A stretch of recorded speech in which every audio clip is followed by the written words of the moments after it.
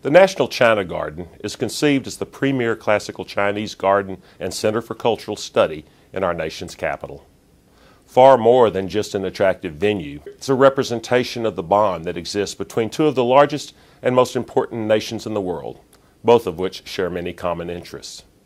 In that sense, it's an expression of friendship between China and the United States, and a testament to the culture, history, and traditions of both countries. I'm personally involved in this project for two reasons.